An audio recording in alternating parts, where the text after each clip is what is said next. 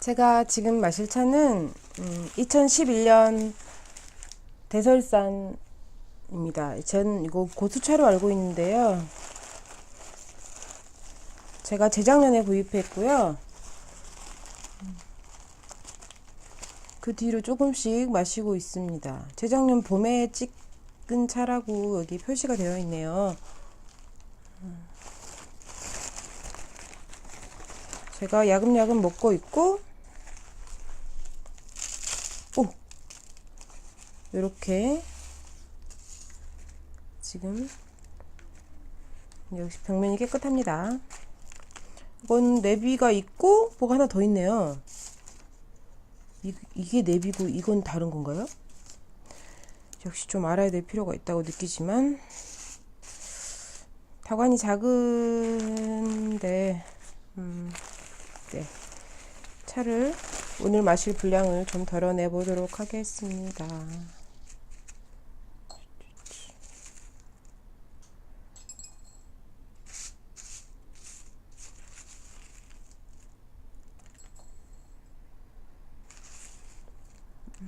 타관이 작으니까 이 정도면 될 것 같습니다.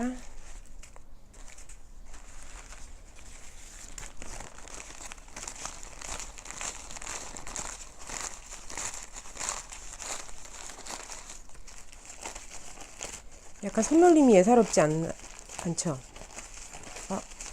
방금 빵꾸 났다.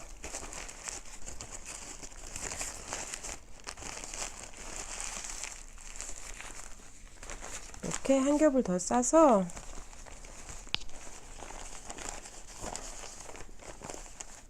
보관하고 있습니다. 자꾸 찢어지네요.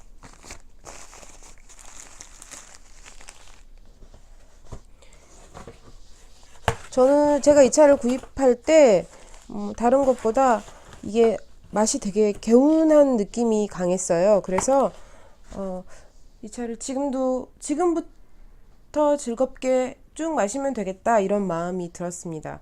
제가 차를 고르는 기준은 물론 여러 가지 이유가 있지만, 제 상황에 맞는 차는 지금부터 오래 마실 수 있는 차라고 생각했어요.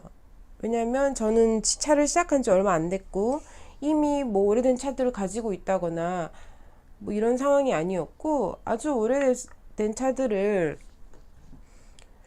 구해서 마시기는 뭐 경제적으로도 상황 면에서도 쉽지 않기 때문에 지금부터 쭉 오래 마실 차를 고르는 것이 제 기준이었습니다.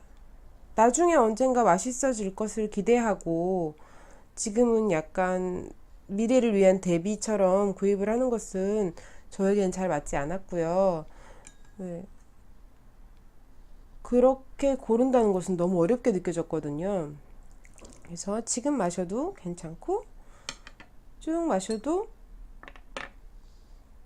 괜찮을 것 같은 이런 차들을 주로 골라서 구입하고 있습니다. 조금 더.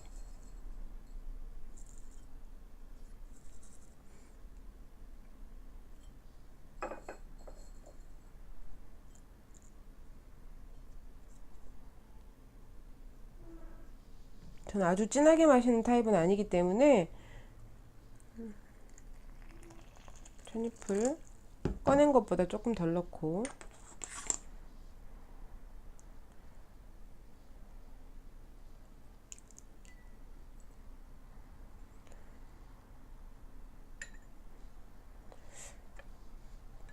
주로 많아봐야 두세 명 정도의 차자리가 저희 집에서는 제일 많기 때문에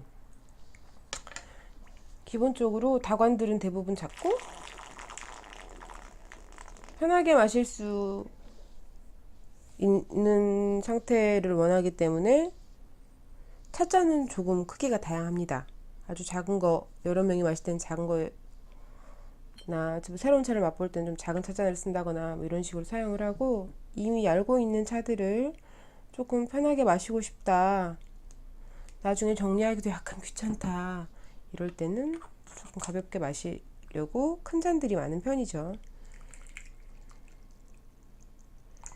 아무래도 첫탕이라 조금 옅은데 저는 대체로 좀 이렇게 옅게 마시는 것 같아요.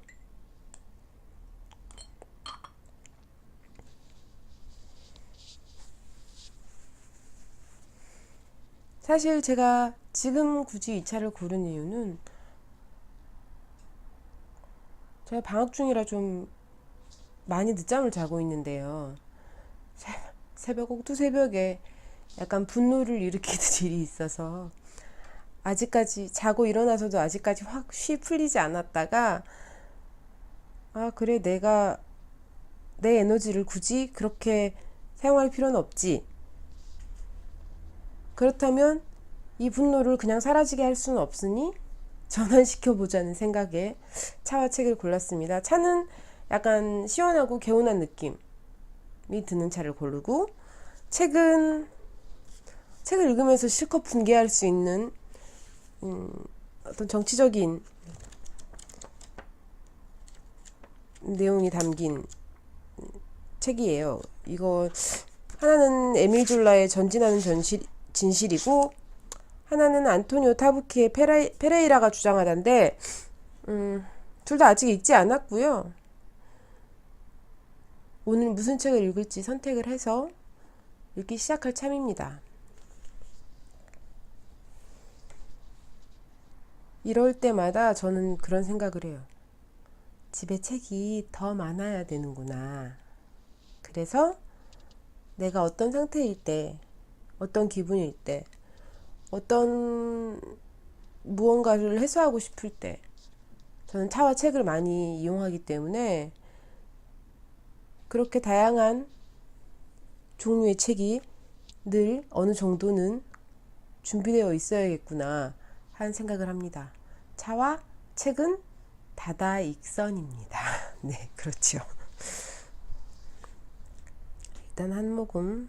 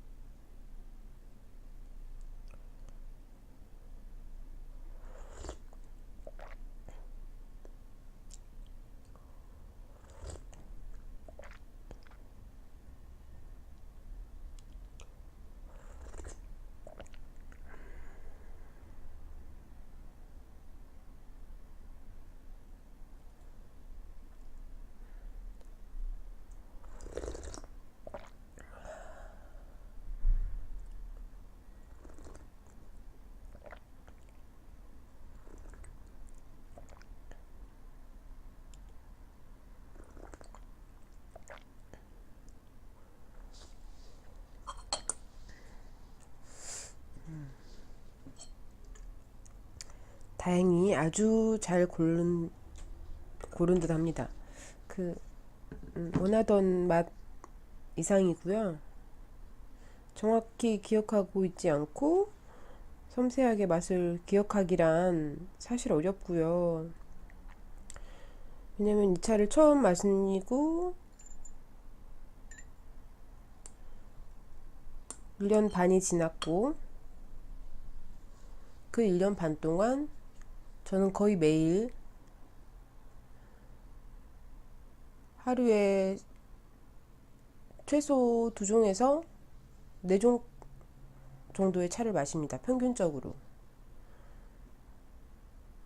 그리고 그 차들이 뭐 이런 다양하죠. 그리고 나름대로 기록을 해두긴 하지만 명확히 기억하기란 쉽지 않은 것 같아요. 그리고 그 인상을 조금씩 조금씩 수정해가는 정도라서,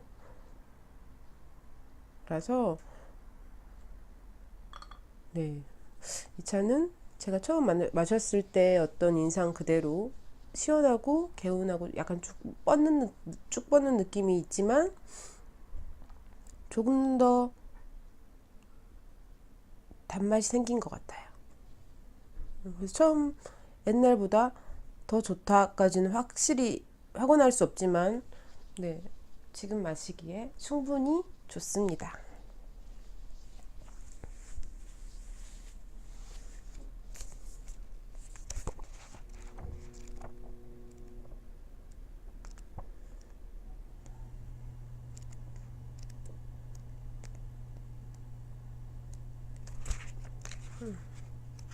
책을 읽을 때 처음 이 책을 읽을지 구입할지 말지를 고를 때 어떻게 하시는지 잘 모르겠는데, 저는 첫 문장과 첫 부분과 중간 아무 데나를 펴서 읽어보는 편이에요. 제목이, 네, 어느 여름날 그를 만났다고 페레이라는 주장한다.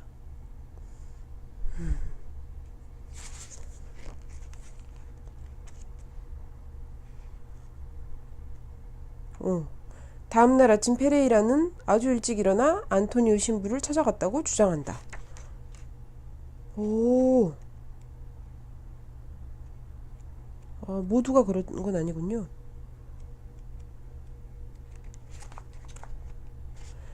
이렇게 챕터별로 단락이 나눠져 있는데, 모두는 아니지만 대부분 뭐뭐 했다고 페레이라는 주장한다 로 시작하네요.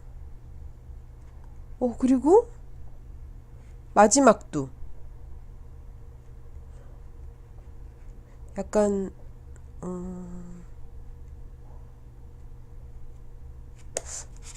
네, 관심이 가네요.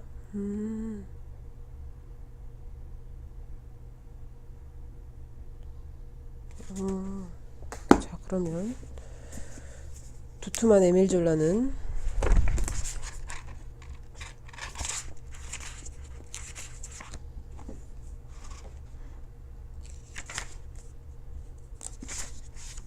그 드레피스 사건에 대한 에밀 졸라의 나는 고발한다를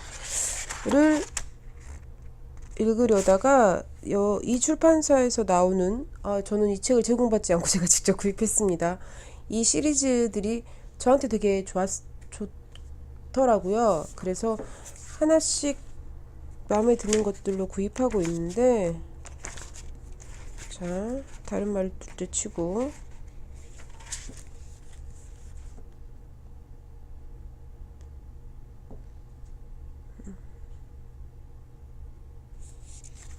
역시 드레피스 사건에 대해서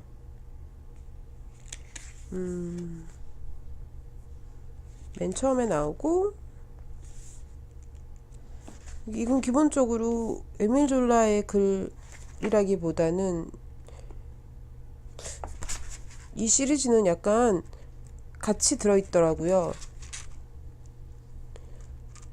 에밀 졸라의 글과 뭐 거기에 대한 약간의 뭐 이런 것들이 있는 것도 있고, 아니면 단편들이 있는 것들도 있고, 아니면 관련된 글들을 뭐 짜깁기 해서 갈무리해서 뭐 이렇게 정리한 경우들도 있고요.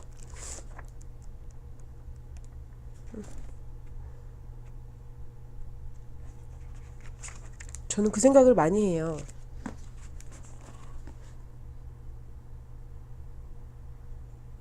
무엇에 분개해야 하는가에 대한 생각을 많이 해요.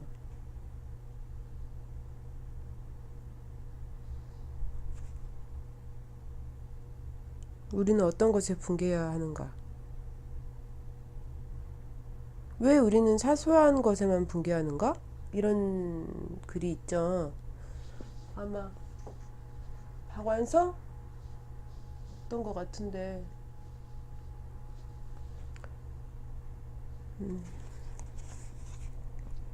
인간이 사회적 동물인 이상 아주 중요한 부분이라고 생각하거든요.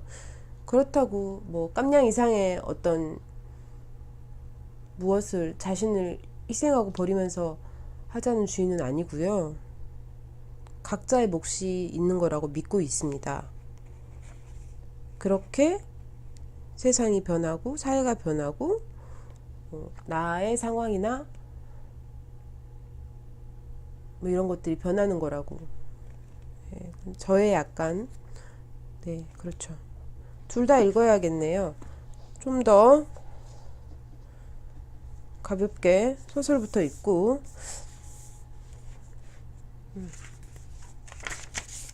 넘어가면 될 듯 합니다.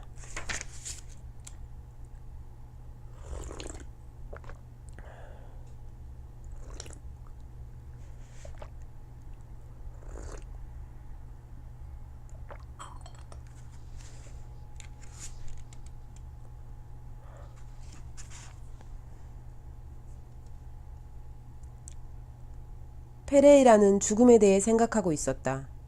대서양에서 불어오는 산들바람이 나무 꼭대기를 어루만지고 태양은 눈부시게 내리쬐었으며 사무실 창문 아래 도시가 그야말로 반짝반짝 빛나던 어느 아름다운 여름날, 지금까지 본 적 없는 파란 하늘이 눈이 시릴 정도로 청명하던 날, 죽음을 생각하기 시작했다고 페레이라는 주장한다.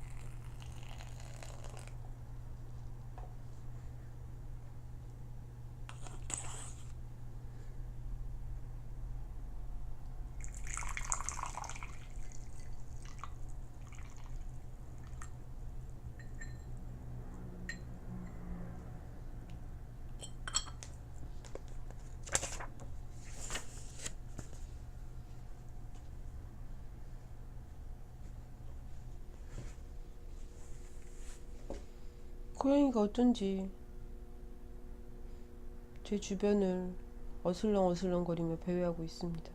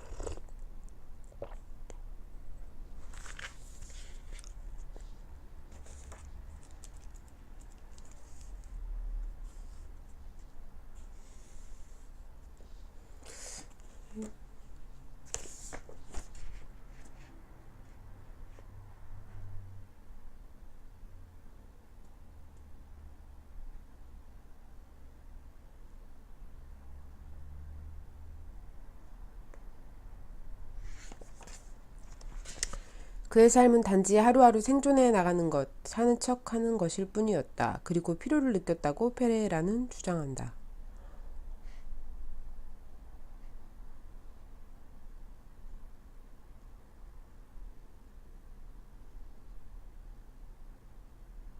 저는 이 부분이 굉장히 슬프거든요.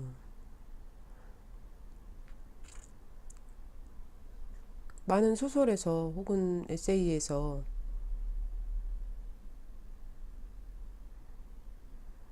사는 것은 견디는 것이고 어쩔 수 없고 뭐 이런 부분을 만날 때마다 참 슬퍼요.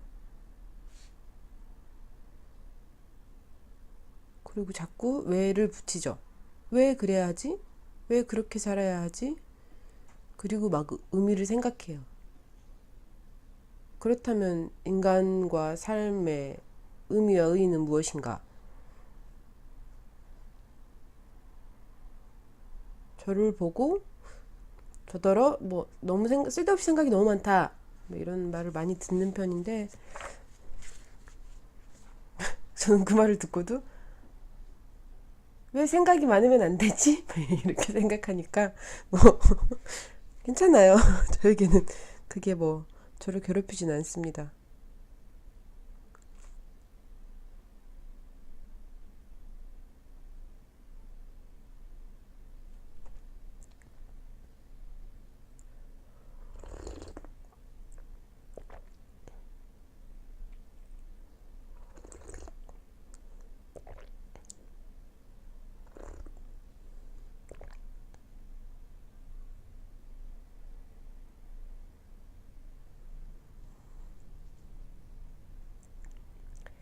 얼마 전부터 아내의 사진에 대고 이야기하는 버릇이 생겼다고 페레이라는 주장한다. 낮에 했던 일을 아내의 사진에 대고 이야기했고 생각을 털어놓고 조언을 구했다. 나는 딴 세상에서 사는 것 같아 하고 페레이라는 사진에 대고 말했다. 안토니우 신부도 내게 그런 말을 했어. 문제는 내가 죽음을 생각하는 일 말고는 아무것도 하지 않는다는 거야. 세상 전체가 죽었거나 죽음 직전에 있는 것 같아.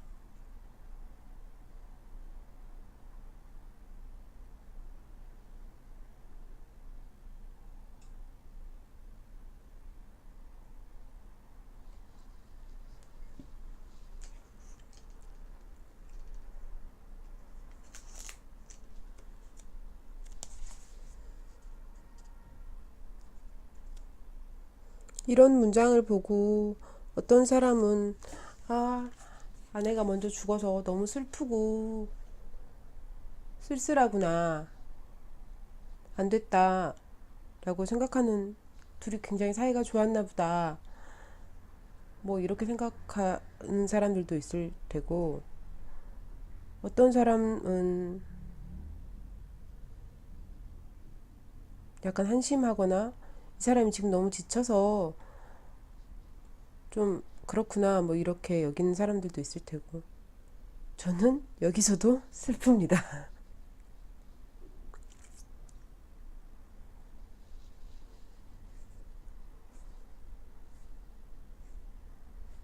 네, 슬프네요.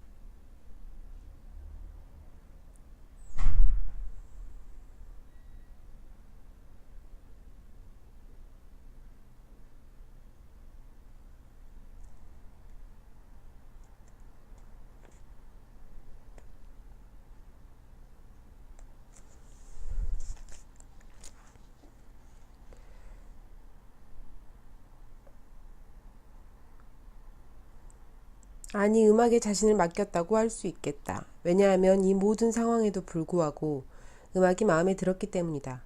나의 지긋한 두 남자가 한 사람은 비올라를 한 사람은 기타를 연주하고 있었다. 페레이라가 대학생이었고 삶을 빛나는 미래로 생각했던 젊은 시절, 코임브라 시절 들었던 가슴 저미는 음악이었다. 그때는 그도 학교 축제에서 비올라를 연주했고 마르고 민첩했으며 여자들에게 인기가 많았다. 예쁜 아가씨들도 그에게 열광했다. 그런데 그는 시를 쓰고 두통이 잦던 약하고 창백한 아가씨에게 마음을 빼앗겼다. 이윽고 삶의 여러 가지 것들이 떠올랐지만 이것들을 말하고 싶지는 않다. 왜냐하면 개인적인, 오직 그만의 개인적인 일이고 그날 저녁 일과 멋모르고 가게 된 그 축제에 대해 다른 말을 덧붙이고 싶지 않기 때문이다. 그러다가 어느 순간 밝은색 셔츠를 입은 키가 크고 마른 청년이 테이블에서 일어나 두 늙은 음악가 사이로 끼어드는 것을 보았다고 페레이라는 주장한다. 왠지 가슴이 저려왔다. 그 청년에게서 자신의 모습을 본 것 같았기 때문이다. 코임브라 시절에 자신을 다시 만난 듯 했다. 생김새가 아니라 행동 방식과 앞머리를 내린 머리 모양이 과거 자신과 다소 닮았기 때문이다. 청년은 나폴리 민요 오 솔레 미오를 노래하기 시작했다. 노랫말은 잘 몰랐지만 힘과 삶이 담긴 아름답고 맑은 노래였고 페레이라가 아는 것은 오 솔레 미오라는 말뿐이었다. 청년이 노래하는 동안 대서양에서 바람이 다시 불어 시원한 저녁이었다. 모든 것이 아름답게 보였다. 말하고 싶지 않은 그의 지난 인생. 리스본. 색등 위로 보이는 하늘이 아름답게 느껴졌다. 강렬한 향수에 젖었지만 무엇에 대한 향수인지 페레이라는 말하고 싶지 않다.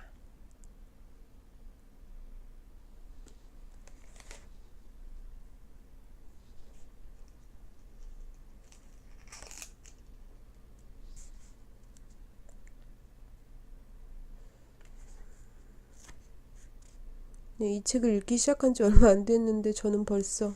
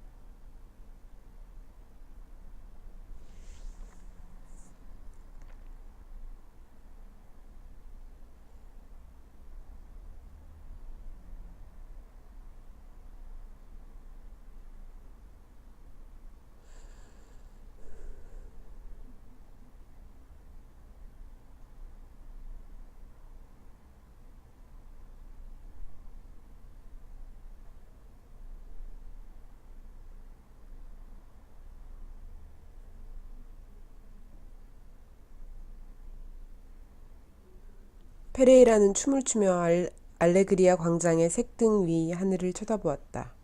자신이 우주와 합쳐져서 아주 작은 존재로 느껴졌다. 우주의 어떤 작은 광장에서 젊은 여자와 춤을 추는 뚱뚱한 초로의 남자가 있다.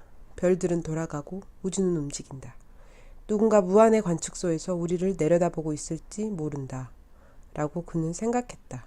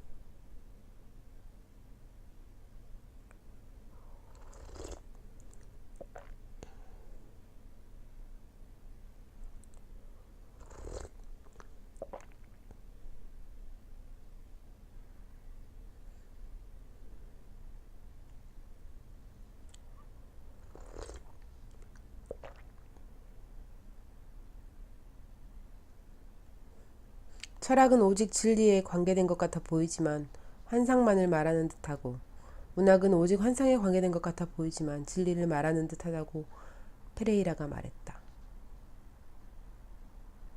몬테이로 루시는 웃으며 두 학문에 관한 멋진 정의인 것 같다고 말했다.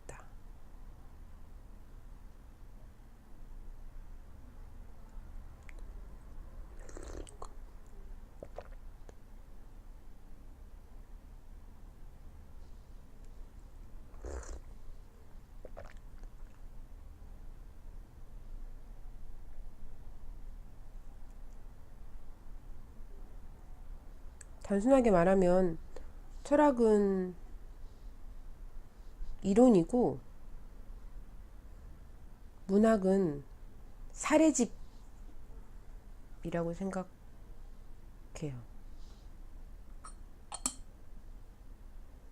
그래서 내용 같은 것을 주장하고 같은 것을 얘기해도 철학은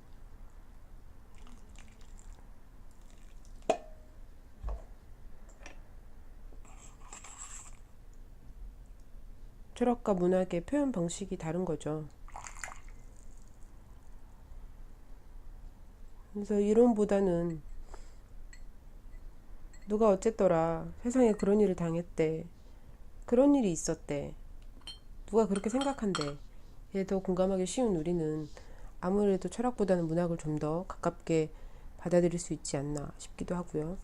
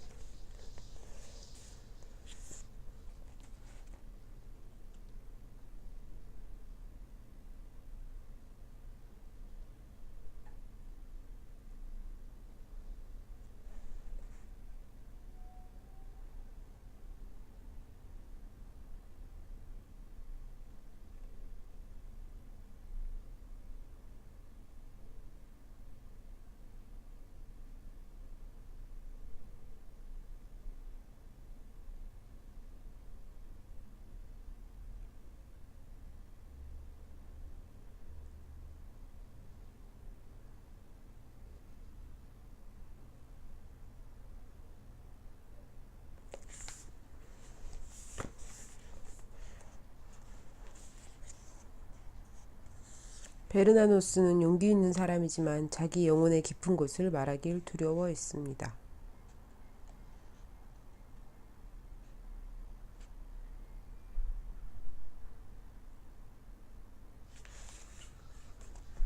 왜 두려워할까요? 왜 두려워해야 할까요?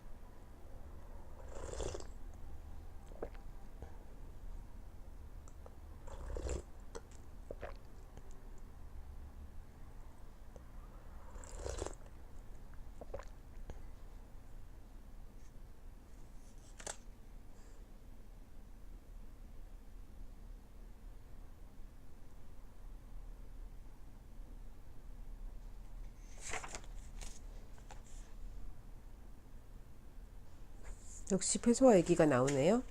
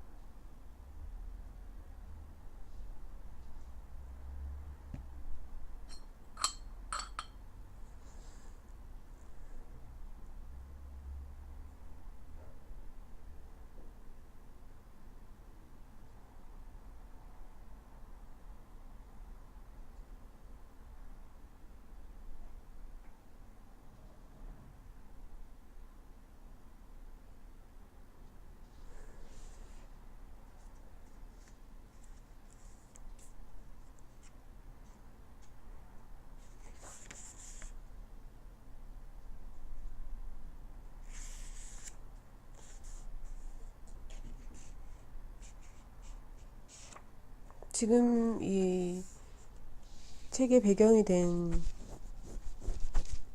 곳은 포르투갈이고, 저는 이전에는 유럽의 정치에 대해서 전혀 몰랐는데요. 물론 지금도 아는 바가 별로 없습니다만, 살라자르 독재 정권의 현실을 고발한 대표작이라는 이 수식어가 붙어요. 이 글에 대해서. 혹시 리스본행 야간열차를 보셨나요? 영화? 저는 그 책도 아주 좋아하거든요. 제가 처음 페소아에 대해서 관심을 갖게 된 것은 그 책 때문이었어요.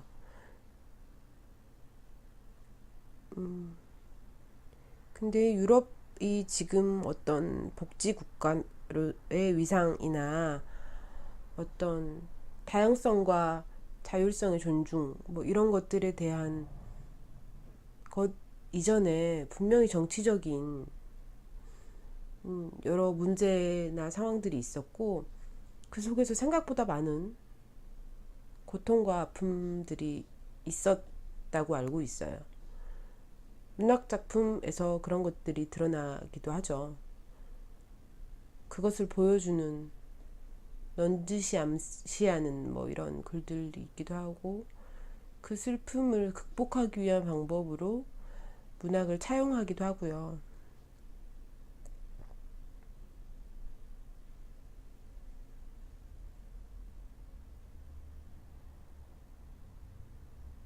그런 상황 속에 놓여 있는 사람들인 거예요.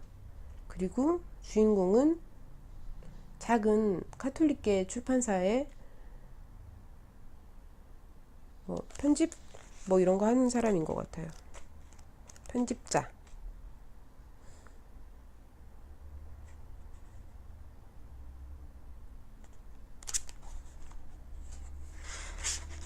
그리고 아내가 죽은 지 얼마 안 됐고 2년? 2년 정도 됐다고 얘기한 것 같은데 2년 정도 됐고 이제 슬슬 그 점 영혼과 어떤 죽음에 대해서 계속 생각하다가 이제는 죽고 싶다는 마음 생각도 하고 있는 꽤 나이가 든 초로의 남자가 아내도 없고 혼자 살고 자식도 없고 혼자 살고 있고, 이 표현에 의하면 음, 뚱뚱하고 늙은 남자가 이 정치적인 어떤 사건 사고들이 발생하고 조심해야 되는 이런 상황에 놓여 있을 때 한 젊은이를 만나게 되죠. 그것도 자기가 먼저 다가가요. 이유는 그 젊은이가 죽음에 대해서 얘기를 했기 때문이에요. 자기가 지금 자기를 몇 년째 졸졸 따라다니고 있는 그 죽음에 대한 생각들과 비슷한 어떤 생각을 가지고 있다고 생각해서 접근을 하는 거예요.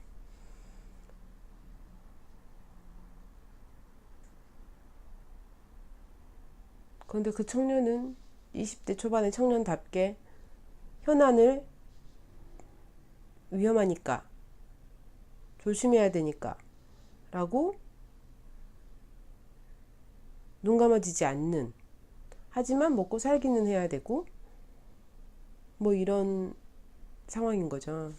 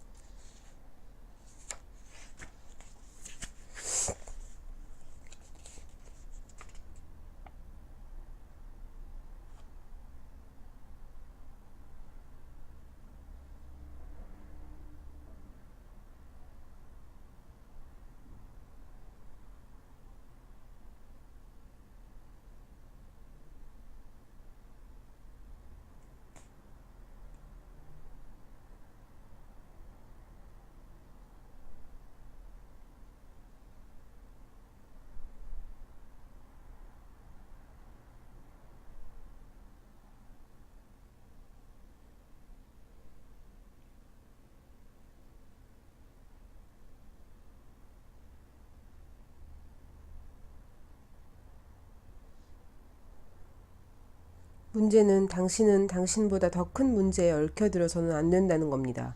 라고 페레이라는 말하고 싶었다. 문제는 세상이고 분명 우리는 그걸 해결할 수 없습니다. 라고 페레이라는 말하고 싶었다. 문제는 당신이 젊다는 것, 너무 젊다는 겁니다. 내 아들뻘이 되는 나이죠. 라고 페레이라는 말하고 싶었다.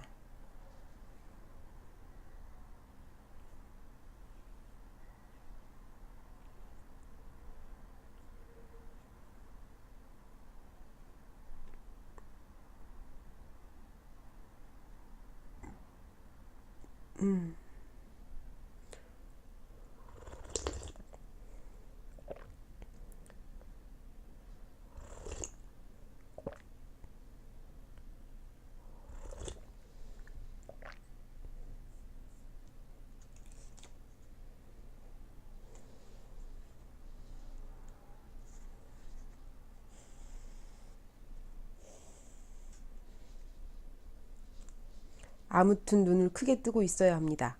모든 사실에도 불구하고 마음이 중요합니다. 네, 동의합니다. 하지만 눈을 크게 뜨고 있어야 합니다.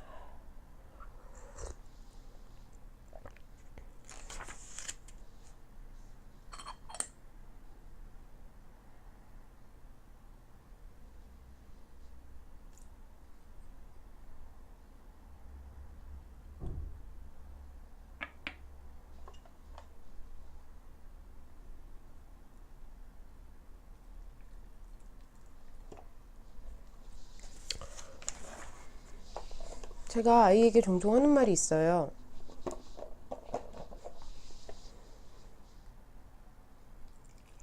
방금 전에 읽은 문장하고 아주 비슷한데, 눈을 똑바로 뜨고 정신 차리고 똑바로 바로 보려고 노력해야 한다고. 네가 보는 것이 어떤 것인지 정확히 알고 있어야 한다. 바르게 본 다음에 열심히 생각해야 한다고. 그것은 아주 중요한 문제라고.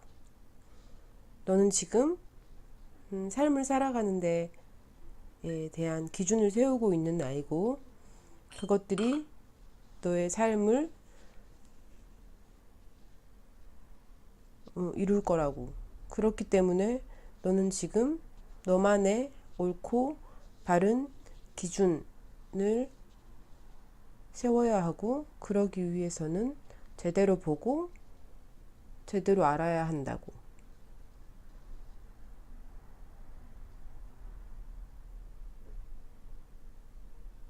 너 자신에 대해서도 세상에 대해서도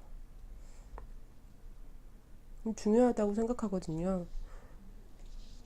그 다음에 내가 어떻게 할지는 내 선택이에요. 내 결정이고. 하지만 똑바로 보고 있는가, 제대로 보고 있는가에 대한 문제는 분명히 노력이 필요하고, 그것들이 결국 태도로 이어지겠죠. 그리고 그 태도는 본질이라고 생각합니다, 저는. 사실 이런 얘기를 시작하면 저는 한 10시간 정도 떠들 수 있어요. 하지만 입을 다물고 차를 마시면 되죠.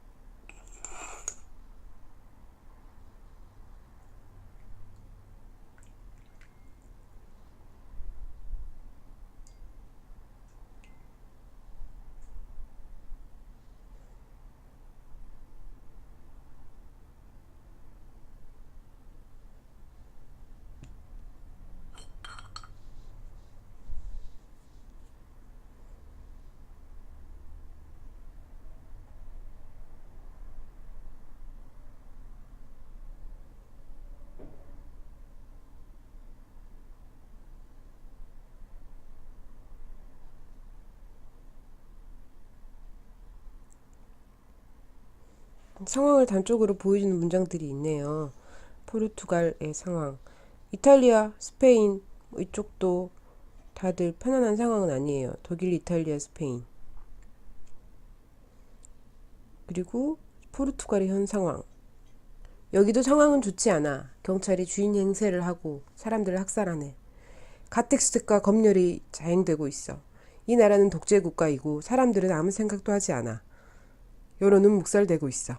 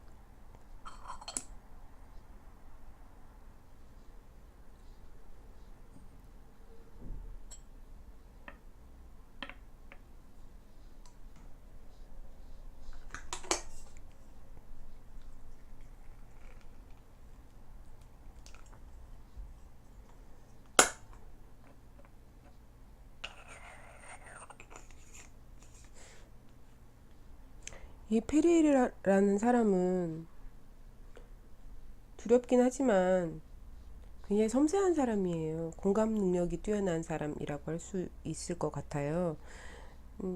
친구와 대화에서 보면 그런 얘기들을 해요. 자기가 기자인데 뭐 그런 것들을 사람들에게 정확하게 알려줘야 될 의무가 있지 않나에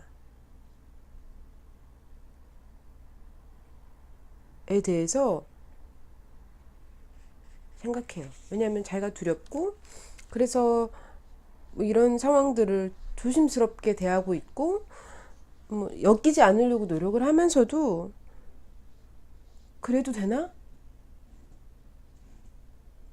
그래도 괜찮은가? 나에게 주어진 역할이 있지 않나? 에 대한 갈등이 있어요. 그리고 또 얘기를 보면 여기 보면 자기 기차를 타고 뭐 이동하는 길에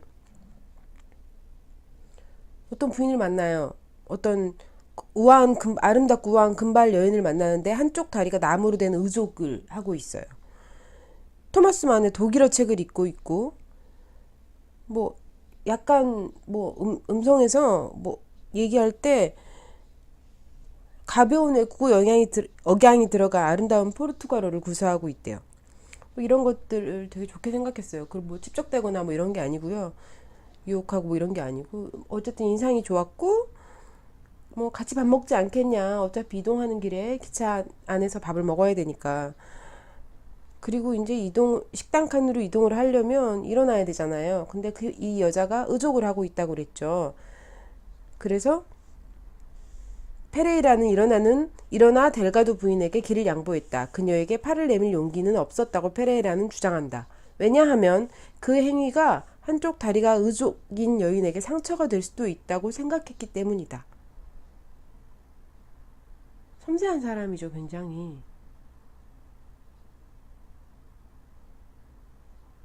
이렇게 살면 피곤하지 않나? 라는 생각을 하는 사람들도 물론 있어요. 그리고 그게 틀렸다고 생각하진 않아요. 모든 사람이 그래야 될 필요는 없다고 생각해요. 하지만 저렇게 생각하는 것, 저렇게까지 막 이렇게 인상 쓰면서 또 대할 일이 아니라고 생각해요. 아, 저 사람은 섬세한 사람이구나. 저런 사람들이 배려해 주는 것은 참, 음, 나에게 어떤 도움이 되거나, 뭐 미소를 짓게 한다거나, 아니면 혹은 이렇게 된다는 뭐 변화를 가져온다거나, 그런 것들을 인정해줘야 한다고 생각하거든요. 이쪽이 나쁘고 저쪽이 나쁘다고 아니고 이런 사람도 있고 저런 사람도 있다. 그래서 다행히 세상이 이렇게 나쁘게만 가지 않고 이렇게 예민하게만 가지 않고 잘 섞여서 굴러가고 있다로 받아들일 수 있으면 좋겠어요. 사람들이.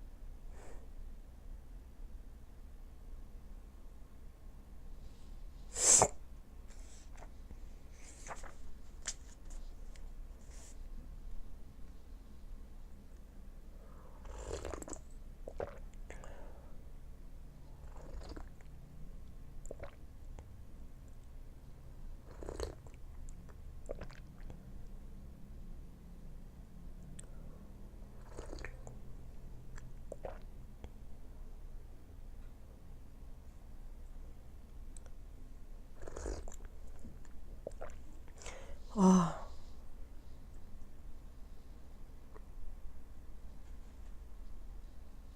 아까 여자가 토마스 만의 책을 읽고 있다고 했죠. 토마스 만의 책을 읽고 계신 걸 봤습니다. 페레이라가 말했다. 제가 아주 좋아하는 작가죠. 토마스 만 역시 독일에서 일어난 일 때문에 행복하지 않아요. 델가두 부인이 말했다. 그는 행복하지 않은 것 같아요. 저 역시 포르투갈에서 일어나는 일 때문에 행복하지 않습니다. 페레이라가 말했다. 델가두 부인은 광천수를 한 모금 마시고 나서 말했다. 그렇다면 뭔가를 하세요. 뭔가를 어떻게 하란 말입니까? 페레이라가 말했다. 당신은 지식인이에요. 델가두 부인이 말했다. 지금 유럽에서 일어나고 있는 일을 말하세요. 당신의 생각을 자유롭게 표현하세요. 그러니까 뭔가를 하세요. 많은 말을 하고 싶었다고 페레이라는 주장한다. 우린 늘 그래요. 어떤 양심의 소리와 현실의 이익. 그 정도면 그래도 괜찮다고 생각해요.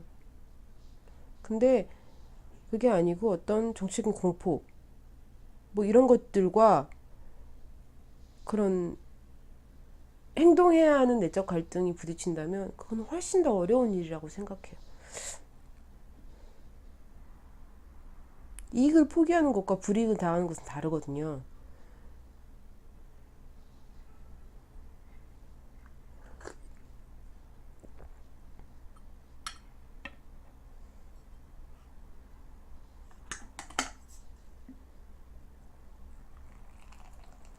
이 책을 선택하길 아주 잘한 것 같아요.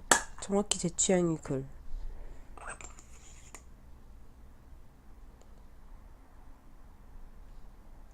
조심스럽고 선량하고 30년간 기자 생활을 하며 살아온 과거를 생각하기도 하고 아이가 없어서 아쉬워하는 지극히 일반적인 한 사람.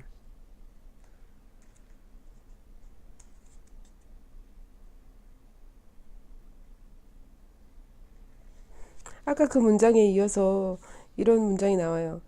당신에게 제 팔을 내드리게 해주세요. 그걸 도움의 행동으로 해석하지 마시고 단지 신사의 예의로 봐주십시오. 아시다시피 포르투갈 사람들은 아주 신사적이니까요.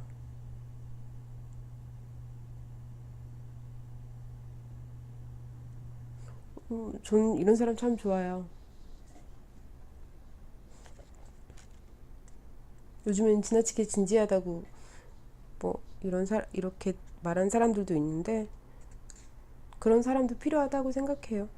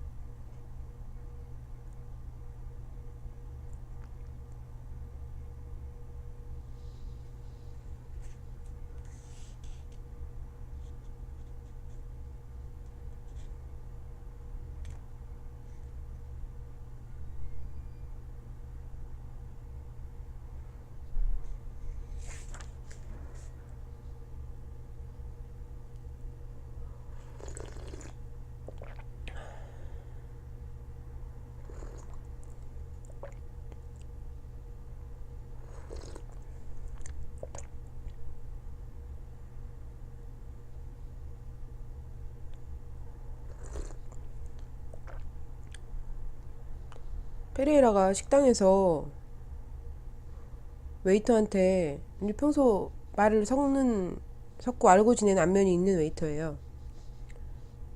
물어봐요. 무슨 새로운 소식이 있나, 마누엘? 이라고 물어보죠. 그리고 기자인 당신이 더 잘 알지 않냐? 당신도 모르는 우리가 어떻게 알겠냐라는 대답에 페레이라가 내가 다른 일로 뭐 어째서 상황을 지금 모른다. 신문도 못 읽었다. 그리고 요즘에는 신문을 통해서 알 수 있는 게 별로 없다라고 대답을 하니까 그래서 소문을 통해서 듣는 게 제일 좋다라고 대답을 하니까 웨이터가 잔인한 일이네요. 페레이라 박사님, 잔인한 일이에요. 라고 답변을 합니다. 결국 소문을 아까 여론이 그거 할 수 없다고 얘기를 하죠.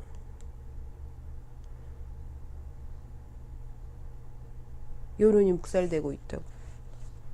언제 끌려갈지 모르고 누가 나를 고발할지 모르기 때문에 말을 뱉을 수 없어요. 아무 말이나.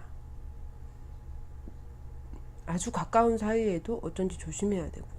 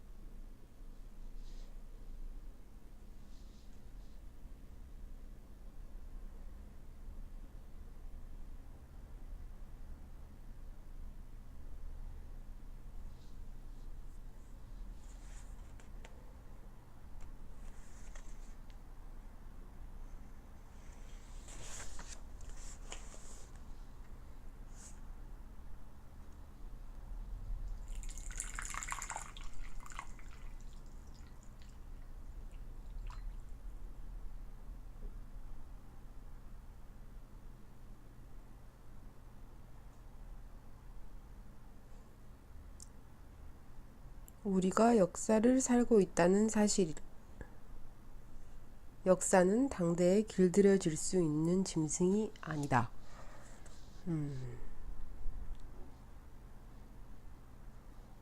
명확하죠. 의견 차이가.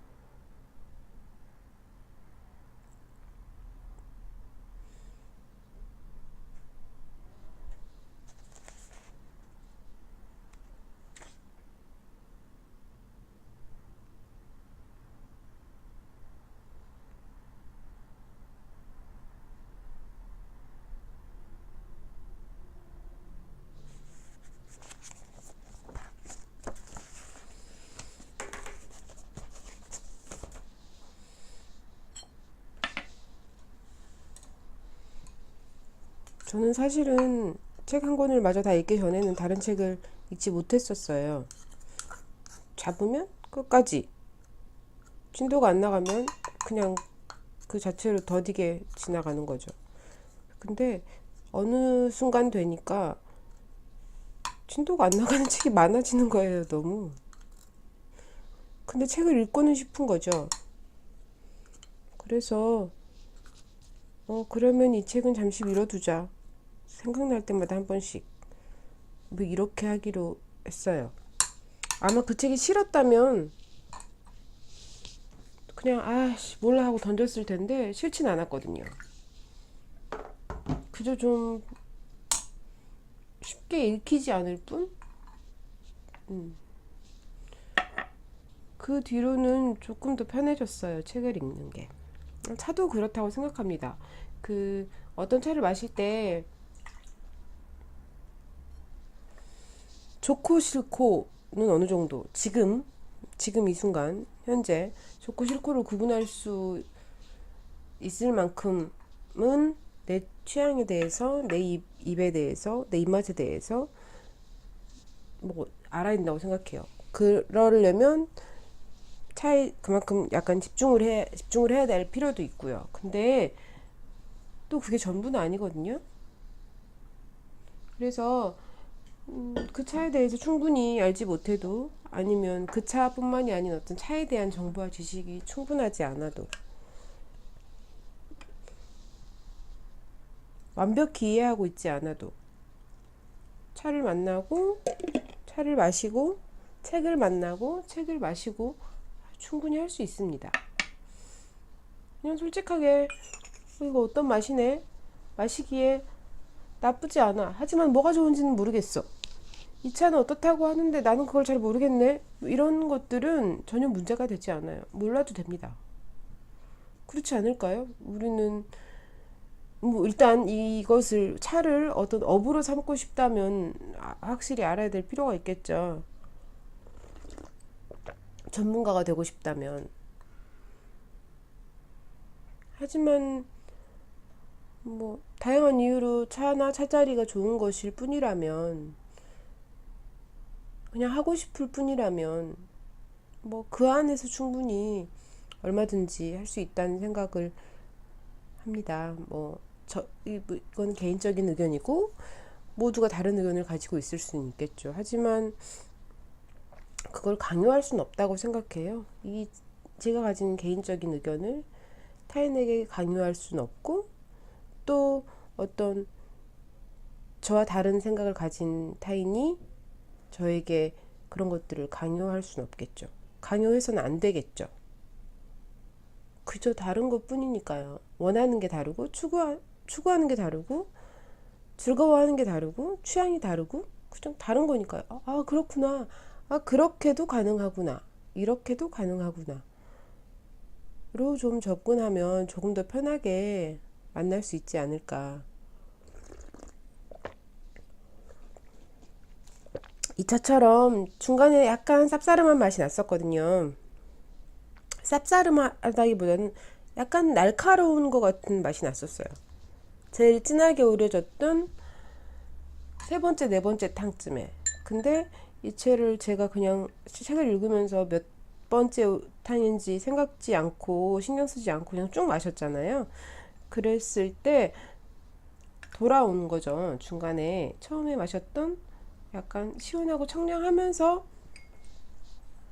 뭐 이런 맛들이 다시 돌아왔어요. 그리고 그 뒤로 가니 그 맛보다 어떤 개운한 맛? 이런 맛보다 단맛이 더 많이 올라오기 시작하고요. 이렇게 약간 상승, 하강, 뭐 이렇게 쭉 유지 이런 느낌의 변화가 있습니다. 이런 것들을 내가 좋아하는 맛이 어느 지점인지를 알면 난 주로 어떤 게 좋아 라고 알면 가지고 있는 차에 대해서 그런 것들을 적용해 볼 수 있다고 생각합니다. 나는 이런 맛을 좋아하니까 좀 연하게 마셔야지, 좀 진하게 마셔야지, 혹은 길게 마셔야지. 아니면 나는 정말 특징적인 맛을 찾는 걸 좋아하니까 정말 아주 그렇게 딱 포인트가 되는 지점, 제일 특징이 잘 도드라지는, 모든 특징이 가장 도드라지는 시점, 이런 걸 찾아서 마실 수 있겠죠.